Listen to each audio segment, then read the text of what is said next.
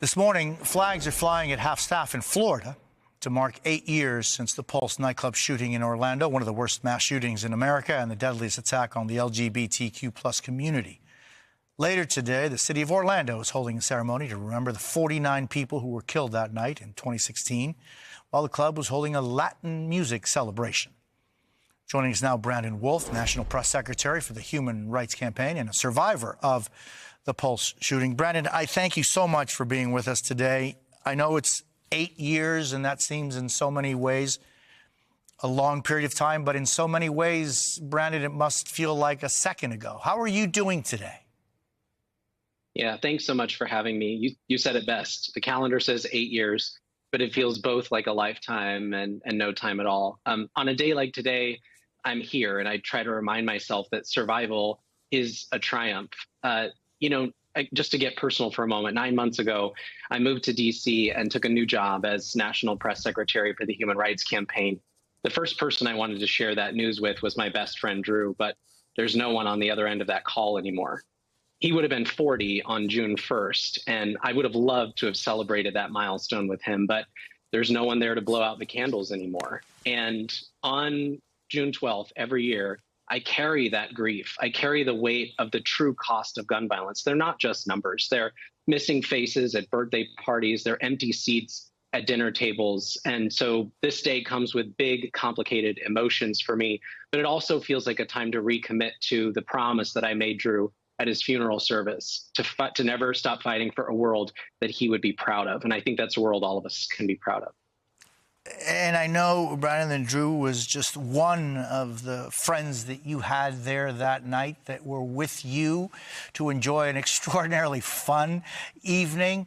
And we see Drew and Juan here, and I just put up a second ago, the picture of the 49 people who lost their lives. There you see them. Everybody had dreams, aspirations, hopes of a life going forward. And I'm just wondering, when you go back in time to that night, you had two of your closest friends at the dance floor. You'll never see them again, but how do you honor them? How do you bring them and their dreams, their hopes, their aspirations back to make sure that those hopes, dreams, and aspirations don't end with them? Put simply, I honor them not with hollow words or empty sympathies. I try to honor them with action every single day. There was a moment a few weeks after the Pulse tragedy where we sat around a kitchen island and talked about what it would be like to keep the best parts of our friends alive. Drew and Juan were the best of us. They're the people who taught me to love myself exactly as I am. They're the people who challenged us to build a bigger social net.